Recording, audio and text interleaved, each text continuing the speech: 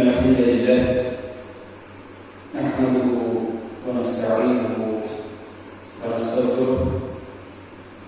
اللهم صل وسلم وبارك على حبيبنا ونبينا وشفيعنا نبينا محمد صلى الله عليه وسلم وعلى آله وأصحابه ومن تبعهم بإحسان إلى يوم الدين. أما بعد. Alhamdulillah yang dimuliakan oleh Allah, pada hari ini kita masih berkesempatan Allah Subhanahu wa taala untuk menambah ibadah kita, untuk menambah celengan ibadah kita. Mudah-mudahan langkah kaya kita kali ini di saat orang lain masih telah tidur, hati kita masih digerakkan Allah Subhanahu wa taala untuk melangkahkan kaki di masjid As-Sabir ini. Mudah-mudahan satu langkah, dua langkah, tiga langkah, dan langkah yang lain akan menjadi saksi di depan Allah Subhanahu wa taala agar kita bertanggung jawab atas semua amal ibadah kita. Amin amin ya rabbal alamin. Salawat serta salam selalu kita aturkan kepada suri tauladan kita, Nabi kita, Rasul kita, Nabi Muhammad sallallahu alaihi wasallam, serta keluarganya, sahabatnya, tabi'in-tabi'innya, dan mudah-mudahan kita termasuk umat beliau kelak dan mendapatkan syafaat dari beliau. Amin amin ya rabbal alamin. Jamaah yang dimuliakan oleh Allah, beberapa pekan yang lalu kita sudah membahas tentang nasab atau garis keturunan Nabi Muhammad sallallahu alaihi wasallam. Sebagaimana kita bahas bahwasanya ada kebiasaan orang Arab dahulu sampai sekarang itu sangat menjaga dan menghafal sekali nasab mereka, dari yang paling bawah sampai ke 10, 20, bahkan sampai ke atas nasab dari kakek neneknya itu di orang-orang Arab hafal. Dan ini sebagai pelajaran kita, dan kita orang Indonesia jangankan 10 atau 20 di atas kita tetap iri nama kakek kita, buyut kita sudah lupa. Hari ini kita akan belajar bersama-sama biar kita lebih mengenal siapa sih baginda Muhammad sallallahu alaihi wasallam, siapa sih orang yang selama ini kita mengumumkan Allahumma shalli ala sayyidina Muhammad wa ala ali sayyidina Muhammad. Setiap kita berkumpul, marilah kita bersalawatan Allahumma shalli ala sayyidina Muhammad wa ala ali sayyidina Muhammad. Dan kita sendiri tidak kenal siapa beliau. Bagaimana kita akan mendapatkan syafaat dari beliau? Bagaimana kita nanti di akhirat akan mendapatkan syafaat dari beliau? Kita sendiri tidak mengenal, kita sendiri tidak pernah belajar bagaimana sirah beliau, bagaimana beliau kecil waktu beliau lahir, bagaimana saat beliau menjelang dewasa, bagaimana saat beliau menikah, bagaimana saat beliau sudah mulai berdakwah, saat beliau sudah dijadikan oleh Allah Subhanahu wa taala seorang nabi, bagaimana perjuangan beliau dan bagaimana kemenangan beliau, strategi beliau sehingga Islam berjaya. Bagaimana kita akan mendapatkan syafaat dari beliau saya tidak mengenal siapa beliau. Makanya pas beberapa bulan yang lalu ada usulan dari beberapa kawan-kawan PKM As-Sabirin, cobalah disisipkan sirah atau perjalanan dakwah Nabi Muhammad sallallahu alaihi wasallam. Bulan ya sudah saya ajar di apa saja. Nanti di Jumat yang tematik saja. Itu cuma depan kalau nggak salah jadwal saya. Ya maksudnya depan jadwal saya. Sering-sering aja. Allahumma shalli ala sayyidina Muhammad wa ala ali sayyidina Muhammad.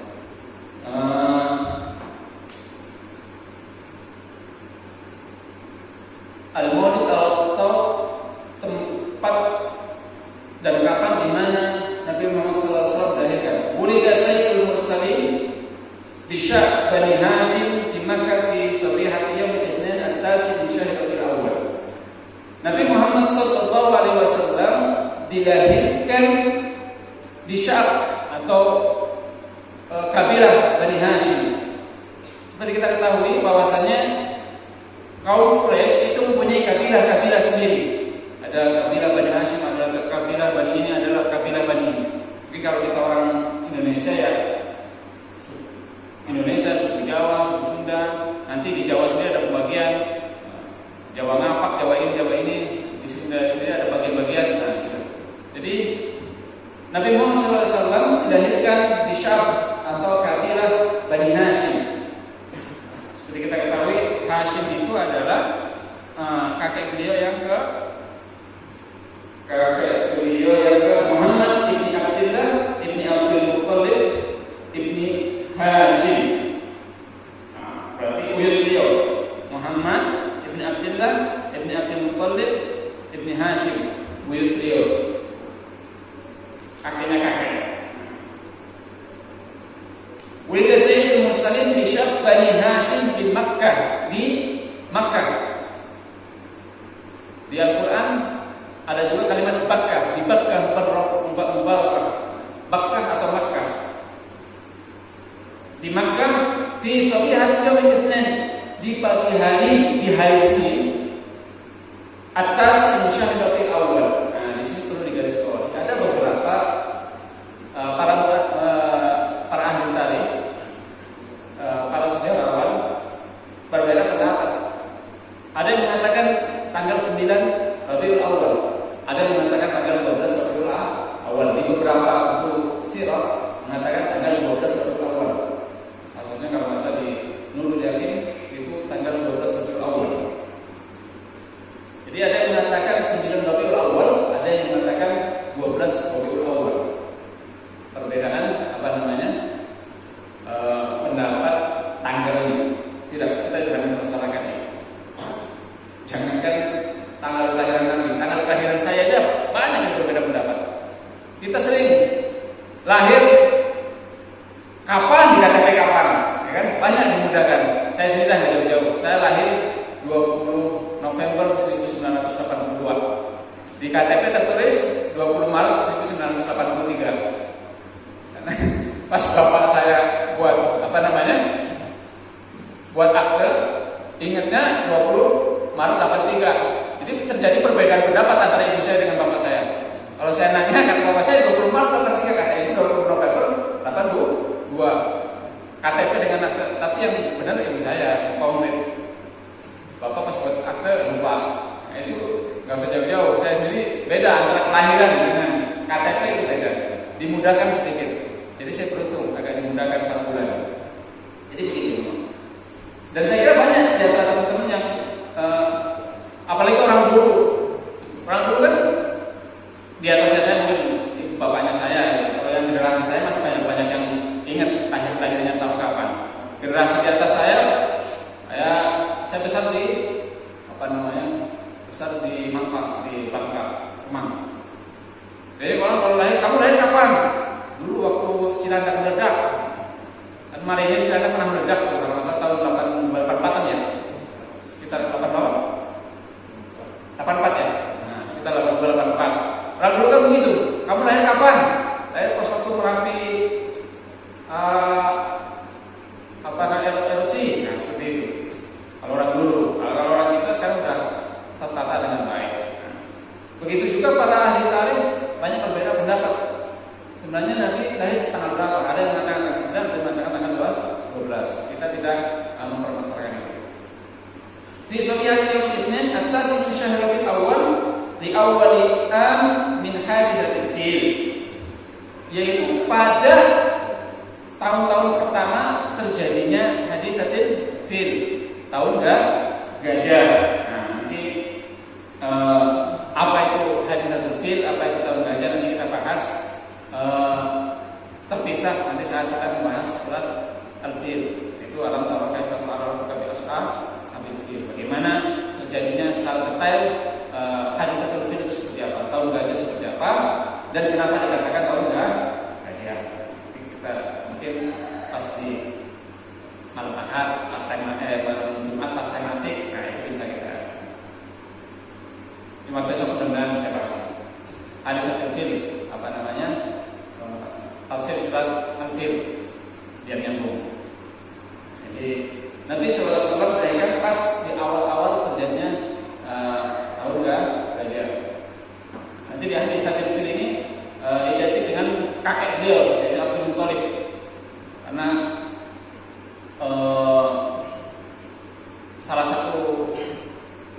pemerannya, figur pemeran di terjadinya hadis fil atau gajah ini adalah kakek beliau Abdul Muthalib. Beliau termasuk salah satu pemeran di kejadian ini.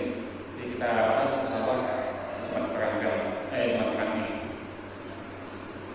Wali arba'ina sanah min Malik Isra Ansur, dan saat beliau lahir adalah kekosongan 40 tahun dari Malik Isra. Wa yuwafiqu dzalika 20 atau 22 min syahr April, atau bertepatan dengan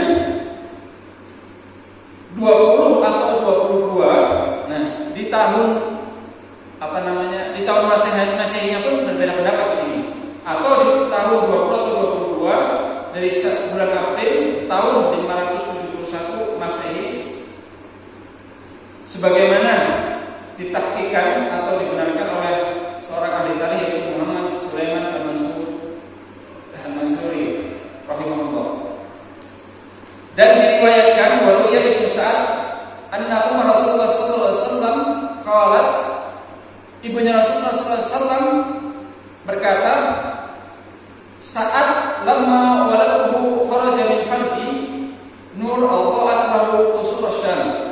Saat saya melahirkan anakku Muhammad sallallahu alaihi wasallam, kata ibu Nabi Muhammad sallallahu alaihi wasallam, seakan-akan keluar cahaya dari kemaluan beliau saat melahirkan Nabi Muhammad sallallahu alaihi wasallam. Seakan-akan keluar cahaya yang bisa menerangi kerajaan Syam.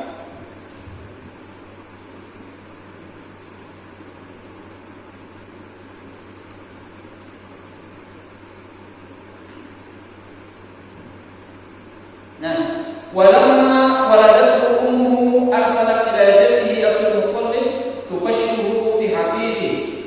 Saat Nabi Muhammad sallallahu alaihi wasallam dilahirkan oleh ibunya langsung memberikan kabar kepada kakeknya, karena Nabi Muhammad SAW lahir dalam keadaan yatim. Ayahnya Abdullah meninggal saat beliau masih di dalam kandungan saat Abdullah. Sebagian riwayat mengatakan Abdullah diutus oleh ayahnya Abdul Muthalib ke Makkah dengan ada sesuatu urusan. Sebagian riwayat mengatakan beliau berdagang ke Madinah, maksudnya beliau berdagang ke Syam. Saat mampir ke Madinah sakit dan meninggal dan dikuburkan di Madinah. Karena beliau sudah yatim, maka saat beliau sudah lahir, ibunya tubasyiru, memberikan kabar kepada kakeknya Abdul Muthalib. Kebetulan kakeknya ini salah satu pembesar Quraisy, salah satu yang memegang kunci Ka'bah.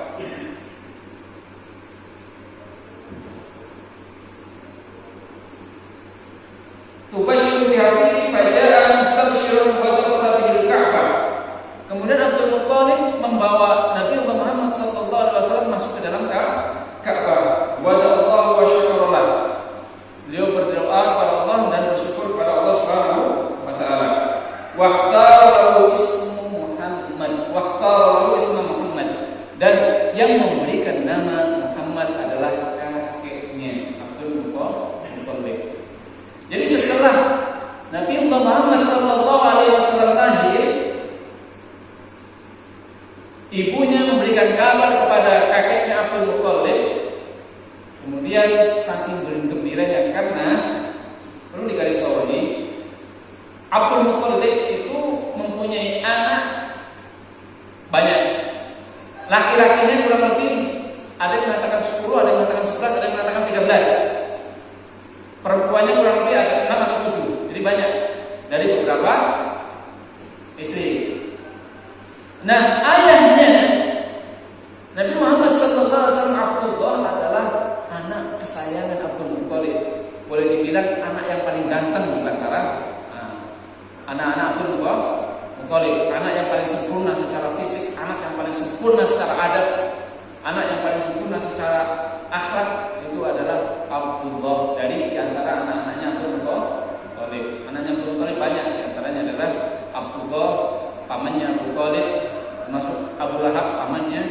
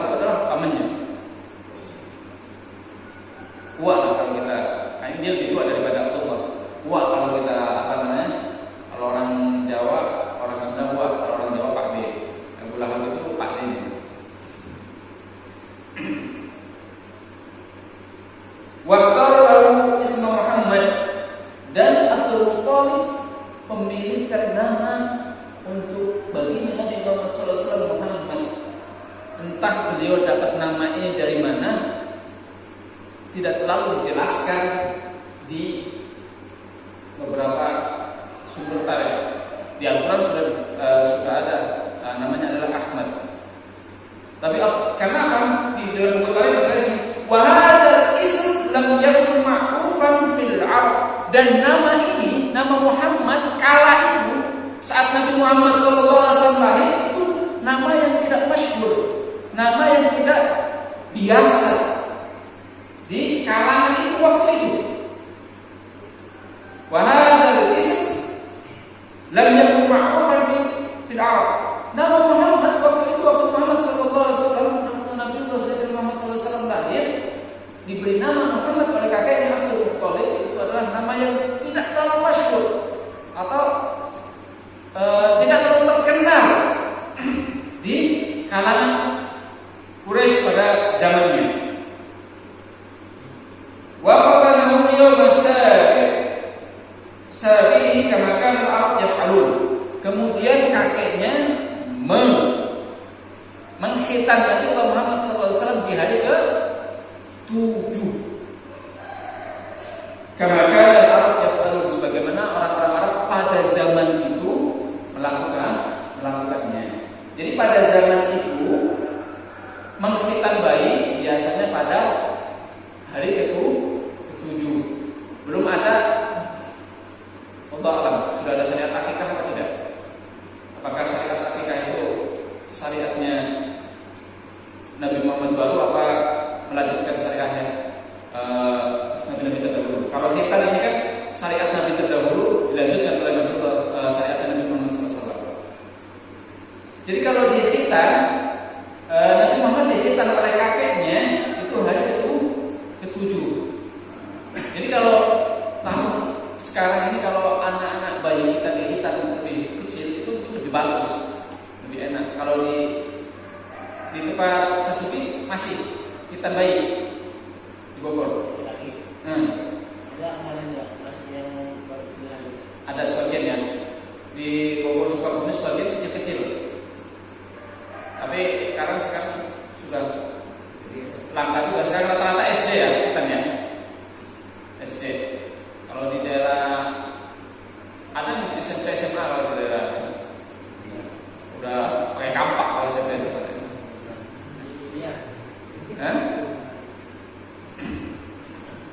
Jadi Nabi Muhammad SAW dikhitan wa qatanahu yawm as-sabi'i kama kana al-Arab yaf'alun. Dikhitan hari ke-7 sebagaimana orang Arab melaksanakan pada zaman itu. Allah alam cara menghitannya seperti apa, tidak perlu dibahas. Nah, sekarang apalagi khitan sekarang tidak enak. Anak saya dua-duanya dihitan kecil. Fatih ya, Fawas dihitan 1 tahun, Fatih dihitan kelas 1 kan, kecil-kecil. Dan dua-duanya khitan aja, ke dokter dipotong, nggak manggil tetangga, nggak manggil saudara, sampai ibu saya marah-marah. Saya punya cucu laki-laki 2 dihitan, nggak pernah dikasih tahu di telepon, mana cucunya udah hitan. Jadi tasrik atau syariat khitan ini sudah ada dari nabi-nabi terdahulu sebelum Nabi Muhammad SAW dan dilanjutkan oleh Nabi Muhammad SAW. Ada beberapa stasi atau syariat atau hukum yang tadinya dari nabi-nabi terdahulu dilakukan oleh Nabi Muhammad SAW. Karena Nabi Muhammad SAW adalah menyempurnakan agama terdahulu. Nah, ini yang akan penting. Wa awwalu man al-ta'assu min al-maradi wa dhalika ba'da ummihi bi usbu' Thuwaybah maula Abi Lahab bila bani ibnillah yuqalu Mas'ud. Nah, orang Arab pada zaman itu nanti diterangin nanti saya selanjutnya. Wa awal man al-ta'assu min al-maradi, dan orang pertama yang ini bukti autentik bahwasanya Abu Lahab adalah sebelum bi'tsah. Bukti autentik Abu Lahab sebelum bi'tsah, sebelum kenabian adalah paman beliau yang paling mencintai Nabi Muhammad SAW.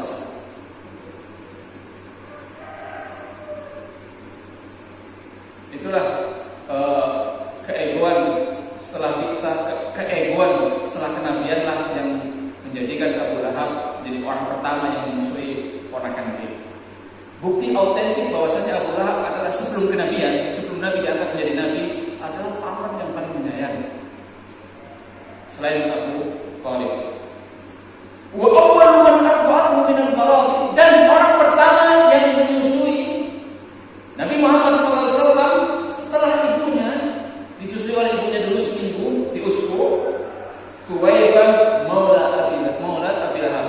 Thuwaibah namanya Thuwaibah budaknya Abi Lahab.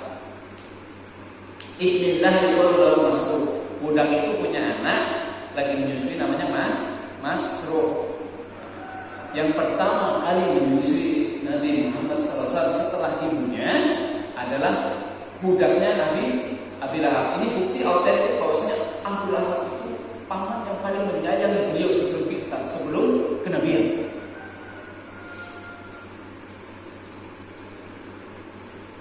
Budak dia namanya Thuwaibah ibnillah yuqalu Masruh. Dan yang Thuwaibah ini punya anak, lagi menyusui anak namanya Masruh. Jadi Masruh ini adalah saudara susuan dari Nabi Muhammad SAW.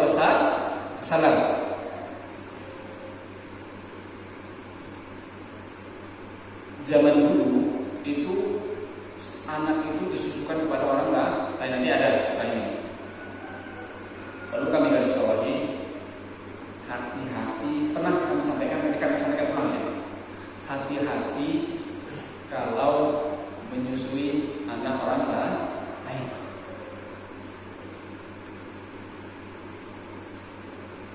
Karena akan menjadi mahram, dan itu kalau tidak diketahui bisa malapetaka kalau nanti menikah akan menjadi mahram. Contoh, saya punya istri lagi menyusui. Perlu garis bawahi juga nih, tidak sembarangan orang bisa menyusui. Orang menyusui harus saat punya bayi. Kalau orang nggak punya bayi nggak bisa menyusui, nggak keluar itu susunya, asinya nggak keluar.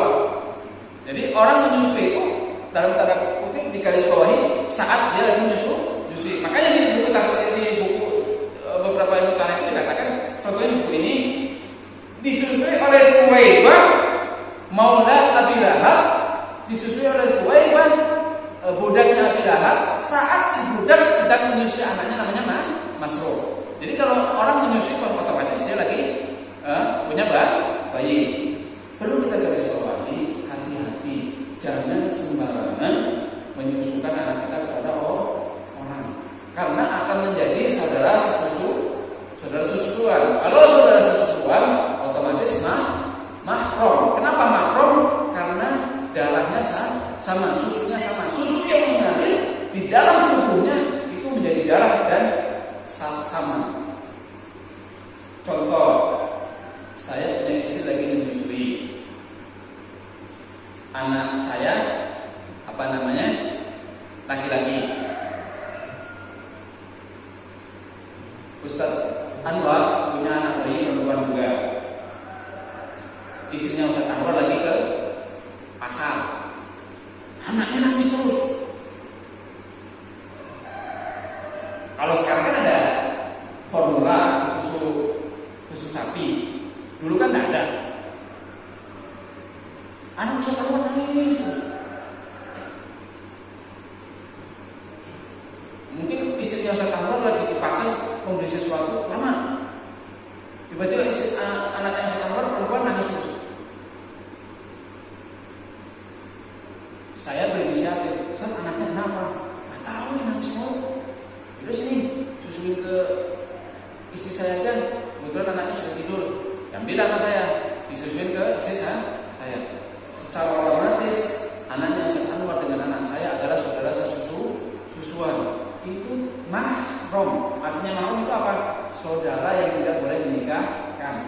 Mahram itu ada beberapa jalur. Pertama jalur nasab. Nah, kapan-kapan kita terangkan masalah ini. Jalur nasab contoh anak perempuan cucu perempuan itu tidak boleh dinikahi, saudara perempuan, ibu tiri itu tidak boleh dinikahi. Ibu tiri beda, itu jalur pernikahan. Jalur nasab, anak perempuan, cucu perempuan itu tidak boleh dinikahi. Yang kedua, jalur pernikahan. Mertua perempuan tidak boleh kita nikahi, saudara kandung perempuan istri, ibu kandung perempuan istri itu tidak boleh kita nikahi. Itu jalur nasabnya. Ketiga, jalur rodho'ah, jalur persusuan. Saudara sesusuan itu tidak boleh dinikahi. Jadi mahram. Tapi nggak jadi masalah sih. Saya termasuk orang yang tidak terlalu mempermasalahkan kosakata. Kalau orang itu sering, kalau Indonesia bilang, bukan muhrim.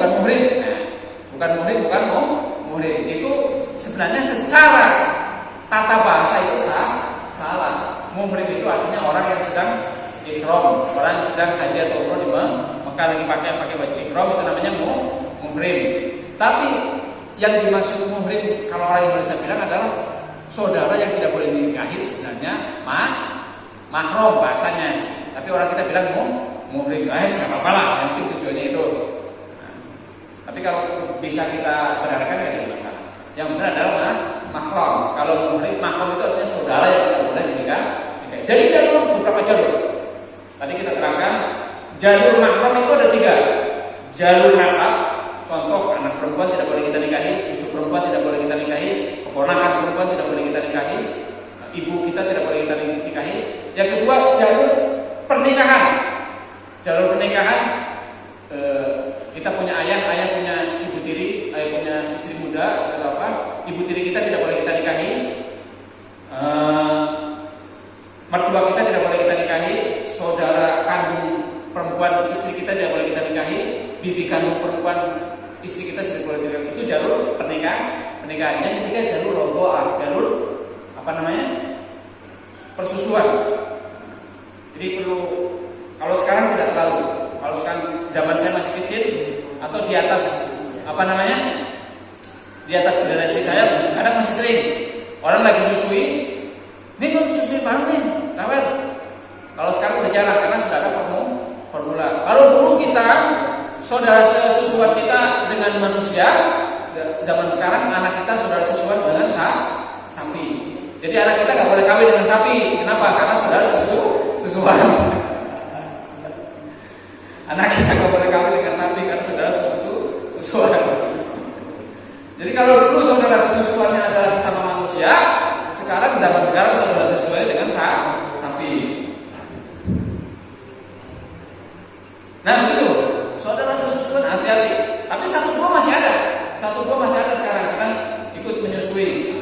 Itu tidak boleh. Tadi saya contohkan, anak saya dengan anaknya Ustaz Anwar, anak saya laki-laki, anak Ustaz Anwar perempuan.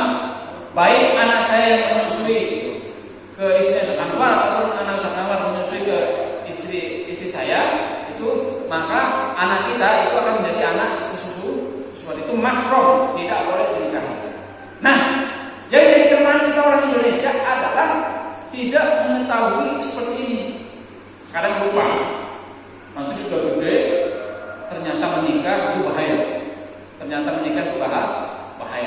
Karena mahram, saudara sesuatu itu bahaya. Kadang kita kan nggak emak-emak lagi kumpul bareng-bareng, bertiga atau berempat, tiga-tiganya punya anak kecil, terus tiba-tiba ibu kedua anaknya nangis baik, sedangkan ketik susunya airnya sudah tidak ada, disusukan ke temannya. Zaman dulu masih ada. Sekali lagi zaman dulu masih ada. Di atas generasi saya lah. Generasi saya sudah ada formula kedua. Di atas generasi saya umur 40, 45, 50-an masih ada. Yang sekarang umur 40, 50-an masih ada seperti itu. Tapi ya generasi saya ke bawah sudah terlalu jarang, apalagi anak sekarang. Ya? Nah, wa kana qablahu Hamzah bin Abdul Muthalib. Nah, Thuwaibah ini sebelum menyusui Nabi Muhammad SAW pernah menyusui pamannya, yaitu Hamzah bin Abdul Muthalib. Jadi Hamzah dengan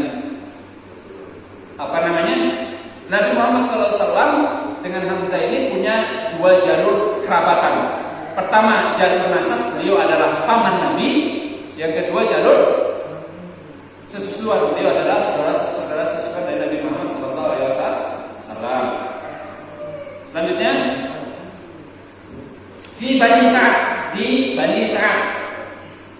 Wa kanat al-'ada 'inda al-hadirin min al-'arab ay yaltamisu al-maradi li awladi ibti'adan lahu an amrad al-hawadir.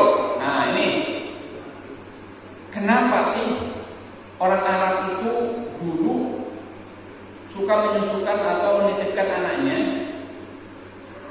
Ini ternyata bukan di zaman sekarang juga, zaman dulu sudah seperti itu.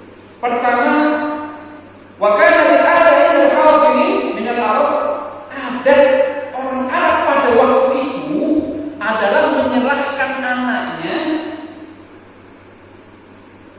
ke suatu kabilah, ke suatu kaum untuk disusukan. Bukan yang menyusui datang ya, bukan yang menyusui datang ke rumah. Kalau di Indonesia balik, babysitternya datang ke rumah untuk merawat anak kita. Kalau di Arab itu zaman itu anak kita yang kita kasih ke sana. Contoh, kita tinggal di Tangsel, Gunung Sindur, Rawakarong atau Upin adalah sekelompok kampung Merauke, tempat menyusui anak. Anak kita pesantrenkan di sana 2 tahun, masih kecil, masih bayi. Kita pesantrenkan di sana. Nah, Nabi Muhammad SAW waktu kecil diasuh Bani Sa'ad. Siapa yang mengasuh nanti kita bahas. Selama 2 tahun di sana. Tujuannya apa? Orang Arab tertentu seperti itu, ibti'adan lau an amradil hawadir, agar anak bayi pada zaman itu disusui ke suatu bani atau suatu kabilah agar terhindar dari penyakit-penyakit pada waktu itu. Pertama. Yang kedua, dituqawiyya as-samin atau asam, agar badannya kuat dan ototnya kekar. Ternyata sudah terjadi di zaman dulu. Kita bandingkan orang-orang desa, orang-orang kampung itu kan anak-anaknya ototnya kekar, kuat-kuat. Kenapa? Larinya ke kebun, mainnya ke sawah. Coba lihat anak-anak kita di sekarang.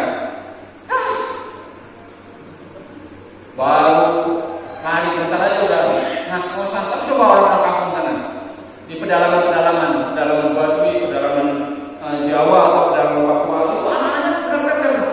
Nah, tujuan pertama orang Arab dulu menyusukan, atau boleh dibilang kalau zaman kita istilahnya enak adalah mempesantrenkan ya, menyusukan atau mempesantrenkan anak-anak waktu kecil di suatu kabilah. Yang pertama tadi agar terhindar dari penyakit. Yang kedua agar badannya kekar, seker, ototnya kuat. Kenapa? Karena kalau di kampung itu larinya mainnya ke ladang, sawah, kemana. Pagi-pagi setelah bunyi subuh udah lari ke anak-anak. Jadi sama ternyata dengan kebiasaan kita. Kalau orang kota kan anak-anak kita itu badannya kecil, cuping, lemah, kena hujan dikit meriang, kena angin dikit meriang. Tapi lihat anak-anak kamu naik, lari-lari ke sawah nggak pakai sendal, nggak apa, kuat. Nah, ternyata sama. Agar terhindar dari penyakit, badannya kekar, ototnya kuat. Nah, ini yang paling penting juga. Dan agar lisan Arabnya bagus, agar bahasa Arabnya, lisan lahjahnya itu bagus. Karena orang-orang kampung itu ya pada zaman itu masih memelihara lahjah atau bahasa Arab yang murni. Sama kita. Orang-orang kota coba ngomongnya Jakarta aja, Jabodetabek, ngomongnya kan lu gua ya, anak-anak kecil, punten. Apalagi anak-anak kita sekarang, saya juga dulu gimana ya? Ternyata sama dengan kondisi Arab pada waktu itu. Kenapa Nabi Muhammad SAW disusukan di Bani Sa'ad, orang Arab pada zaman itu? Agar karena anak saat belajar bahasa itu lahjahnya keluar saat belajar bahasa. Kenapa orang daerah saya, orang Tegal itu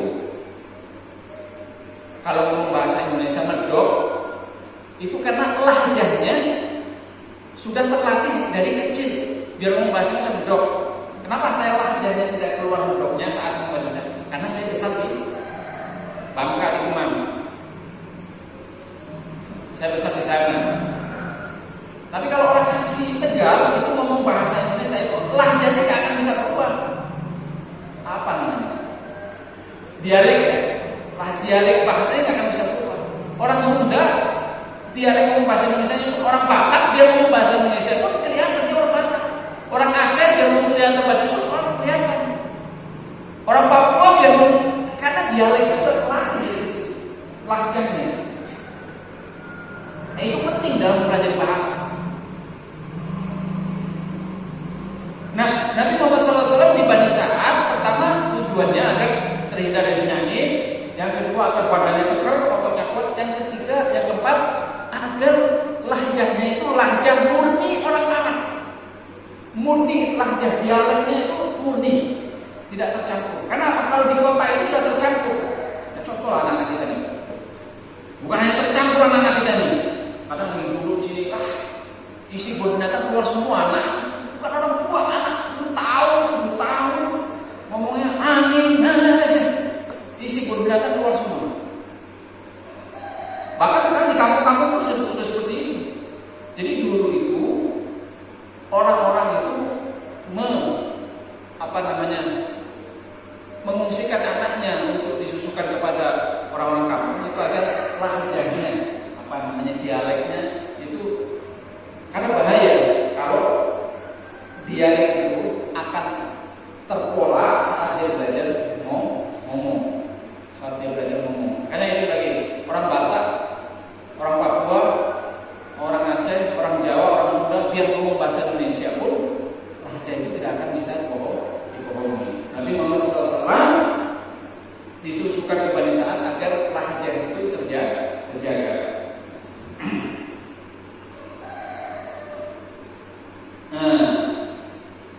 Kakeknya Abdul Thalib mencarikan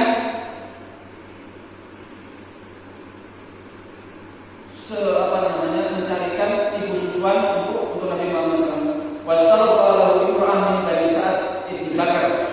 Kemudian mencarikan ibu susuan dari Bani Sa'ad bin Bakar. Wahya Halimah binti Abi Huaid Abdullah bin Harith.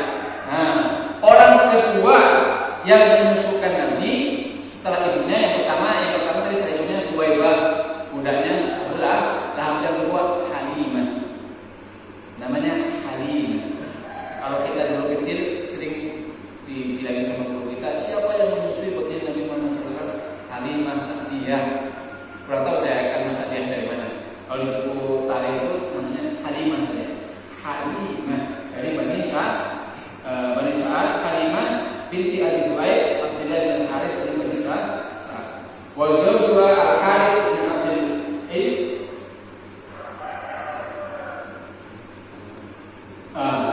min nasib kabilah. Suaminya salah satu kabilah.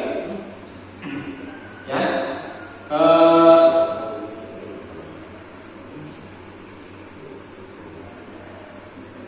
Kalau ini juga ada namanya.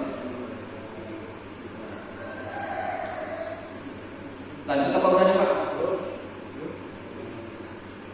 Selesaikan dulu 10 menit lagi ya. Ini soalnya pas. Nanti pas biar pas masalah persusuan ini selesai. Kalau di 3 minggu depan saya terangkan harus dulu pertama. Dan di antara saudara-saudara sesusuan Nabi SAW dari Halimah, Abdullah bin Harith, Unaisah bin Harith, Hudzafah bin Harith, Abu Sufyan bin Harith bin Abdul Muttalib, sepupu Nabi juga ada Abu Sufyan bin Harith bin Abdul Muttalib, saudara sesuatu juga Ibnu Abdul Rasulullah dari sepupu lah ini. Bahkan Ammu Hamzah ibn Abdul Muttalib ustaz yang di Bani Sa'ad bin Bakar Falqat. Hamzah juga saudara sesuatu beliau dari Halimah. Jadi Hamzah itu selain paman Nabi secara nasab, saudara sesusuan dari Huwaibah, juga saudara sesusuan dari Halimah. Kenapa Hamzah itu sangat dekat kepada Nabi Muhammad SAW? Mungkin karena faktor itu. Ada 3 darah mengalir, 3 darah yang sama mengalir dari Hamzah. Ada 3 darah kesamaan yang mengalir dari tubuh Hamzah dan tubuh Nabi Muhammad SAW. Dari nasab, Hamzah adalah pamannya. Dari saudara susulan, Hamzah pernah disusui saudara susulan dengan Kuwailah dan saudara susulan dengan Halimah juga. Jadi beliau adalah dua saudara susulan dan paman beliau langsung. Singkat ya. Jadi singkat cerita, di sini diceritakan kalau yang Ishaq kan Halimah Tuhadith Aus kan Halimah menceritakan. Jadi Bani Sa'ad annaha kharajat min baladiha ma zawjiha wa ibnin laha shagir. Jadi Bani Sa'ad suatu hari pergi ke Mekah bersama-sama rombongan. Tadi saya ceritakan di awal, suatu kaum itu ada yang punya profesi khusus, yaitu profesi menyusui anak-anaknya, menyusui, nyari majikan orang kaya yang punya bayi, minta disusui, nanti dikasih upah. Jadi pada saat ini ada beberapa perkumpulan ibu-ibu itu punya profesi menyusui, jasa menyusui bayi orang kaya. Suatu hari Halimah dengan suaminya pergi ke Mekah untuk mencari anak untuk disusui. Di garis bawah di sini, pada waktu itu adalah tahun-tahun paceklik, panas, tumbuh-tumbuhan pada kering. Otomatis kalau panas dan tumbuhan pada kering, onta tidak ada susunya, kambing tidak ada susunya, keledai tidak ada susu, keledai kering rotan, kambing onta tidak ada susunya. Nah, saat Halimah ikut rombongan bersama suami dan rombongannya, Halimah naik keledai dan suami Halimah dan Halimah membawa dua kendaraan, yaitu dua hewan, keledai dan onta. Keledai untuk dinaiki, onta untuk diperas. Diceritakan di dalam buku ini, karena saking pacekliknya, kering rontangnya, tandusnya, tumbuh-tumbuhan tidak ada, onta sama keledainya itu jalannya lambat, susu ontanya tidak ada. Sampai-sampai anaknya Halimah ini yang masih bayi menangis. Kenapa? Puting susu Halimah sudah tidak mengeluarkan air susu. Kenapa? Karena asupan makanan yang dia terima pun tidak ada. Susu dari ontanya tidak ada, kerjanya pun lemas. Jadi pas berangkat itu tersiksa Halimah. Anaknya malam-malam tidak bisa tidur karena kurang air susu. Sampai-sampai putus asa mereka rombongan, alhamdulillah bisa sampai Makkah. Nah, satu poin di sini, namun Allah sudah memberikan arahan agar Nabi Muhammad SAW ini disusui oleh Halimah, sebagaimana terjadi pada Nabi Musa alaihissalam saat Musa dibuang di Sungai Nil dan diambil oleh Fir'aun. Itu kan dipanggil para ibu-ibu yang menyusui, ternyata ditolak Musa. Maksudnya apa ya? Allah memberikan wahyu kepada Musa untuk menolak semua ibu-ibu yang menyusui dia. Setelah ibunya kandungnya datang, baru mau. Akhirnya disusui oleh ibu kandungnya. Begitu juga ini. Jadi Nabi Muhammad SAW itu Allah sudah menggiring, Allah sudah memberikan arahan agar kepada Halimah. Allah mengarahkannya dalam Halimah sehingga diberi kesempatan menyusui orang termulia di dunia yaitu Nabi Muhammad SAW. Jadi saat rombongan Bani Sa'ad, beberapa perempuan dan suaminya ke Mekah mencari bayi yang mau disusui, itu saat ditawarkan Nabi Muhammad, nih mau nggak? Saat tahu Nabi Muhammad yakin, itu hampir semuanya menolak. Hampir semuanya menolak. Kenapa? Gak ada duitnya, gak ada bayaran anak ya, yatim bapaknya gak ada. Semuanya menolak. Sampai waktu deadline-nya sudah habis, teman-temannya Halimah ini sudah dapat bayi susuan, mau pulang kampung ke Barisan. Tinggal Halimah yang belum dapat bayi susuan. Akhirnya mereka sudah mau pulang. Halimah sudah jauh-jauh dari Bani Sa'ad ke Mekah, nggak bawa bayi susuan. Akhirnya Halimah ngomong ke suaminya, "Wallahi, wahai suamiku, akan saya ambil anak yatim tadi untuk saya susui. Nggak apa-apa lah, yatim juga nggak apa-apa." Dan tujuan utama Halimah itu ngambil Nabi Muhammad SAW adalah daripada gua pulang nggak dapat bayi, udah jauh-jauh dari Bani Sa'ad ke Mekah nggak dapat bayi, yang mendingan anak yatim ini saya bawalah, mudah-mudahan dapat barokahnya. Kata suaminya, "Ya nggak apa-apa, istriku, ambil aja, mudah-mudahan Allah memberikan barokah kepada kita." Akhirnya Nabi Muhammad diambil sama Halimah, dibawa ke Bani Sa'ad. Di sini terjadi mulai tanda-tanda kenabian. Di sini terjadi mulai tanda-tanda kenabian. Irhasat atau irhas. Terjadi tanda-tanda kenabian.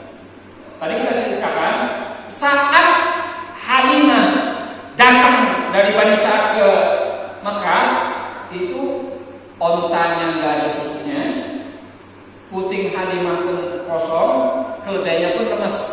Tapi saat pulang, saat mudik itu rombongan Bani Sa'ad tadi,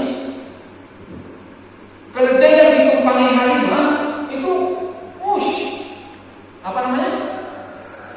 ekspres kenceng banget. Kalau zaman sekarang carry bisa balap Ferrari, nah gitulah. Kalau dulu itu Ferrarinya onta merah, Humrunan, onta merah. Kalau udah punya onta merah, itulah kita punya Ferrari, punya McLaren gitu ya, punya sepeda mobil balap. Nah, saat pulang itu yang tadinya Halimah dengan suaminya itu paling belakang, saat pulang ontanya keledai itu turun paling kenceng larinya. Sampai rombongannya itu protes, "Ya Halimah, tunggu kami apa sebentar, jangan cepet-cepet. Bukannya itu keledai yang kamu pakai waktu kamu berangkat juga, kok bisa jadi begini?" Kata Halimah, "Ya emang dia keledai ini, tapi kok bisa seperti begini?" Wallah. Ini salah satu tanda-tanda kenabian. Halimah bawa Nabi di atas keledainya, bawa anaknya, keledainya bisa cepat. Yang pertama. Yang kedua, saat berangkat itu puting Halimah tidak ada isinya. Tapi saat menggendong Nabi, tiba-tiba bukel, tiba-tiba ada isinya. Yang kedua. Yang ketiga,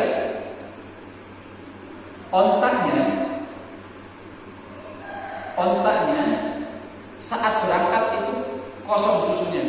Saat sudah mengambil Nabi Muhammad SAW, itu tiba-tiba isinya banyak, bisa diperas, bisa diminum sama suaminya dan bisa diminum sama Halimah, sehingga mereka kenyang bisa tidur. Sebelumnya waktu berangkat, Halimah tidak bisa tidur karena anaknya nangis terus, kehausan, kelaparan.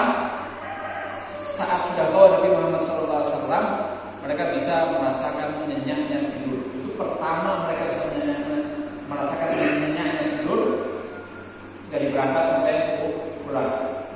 Karena bawa Nabi Muhammad SAW, puting Halimah terisi, keledainya jalan lancar, ontanya pun sudah terisi, sedangkan teman-temannya masih pacak-pacak padahal jalan bareng, masih tidak ada puting di onta-ontanya.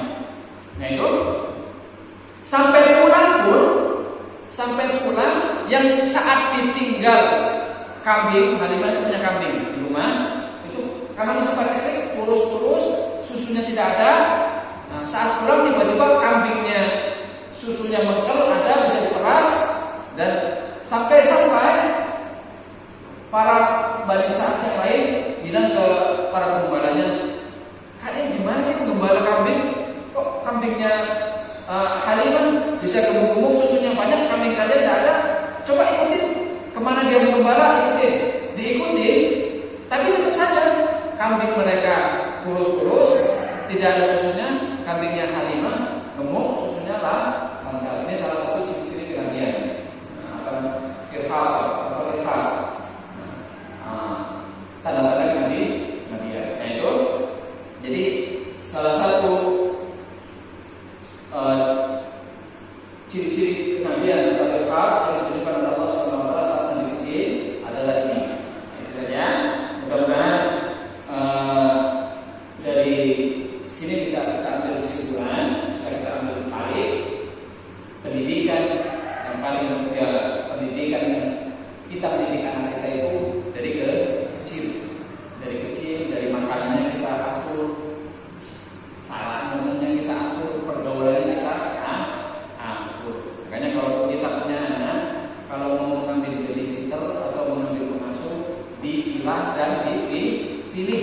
Sekali lagi, kalau kita punya anak, kalau istri kita kerja atau apa, mengambil yang mengasuh anak, apalagi dari bayi, itu harus dipilah dan dipilih dengan baik, karena itu akan berpengaruh kepada akhlak anak dan lahjah anak, cara berbicara anak. Apalagi kalau sudah ke akhlak anak. Nah, itu yang bisa kita ambil tarik kesimpulan kenapa orang Arab dulu menyusukan anaknya ke kabilah yang jauh dari keramaian kota agar badannya kuat, lahjahnya bagus, akhlaknya bagus, bahasanya halus. Contoh lah, karena saya orang Jawa, biasanya di Jawa itu kan ada tingkatan-tingkatan. Ada kromo inggil, kromo biasa, ngokok, dan bahasa-bahasa pasaran. Di atas kromo inggil ada lagi bahasa wayang. Bahasa wayang itu apa namanya? Ada? Padu kawan ya? Nah, itu caranya paham. Kromo inggil aja. Kalau orang-orang kampung itu masih kromo inggil. Yang tua masih lama. Bahasa itu kan harus dipilih. Kita mau sama yang lebih tua sama sepantaran sama anak kecil. Tapi kalau orang kita kan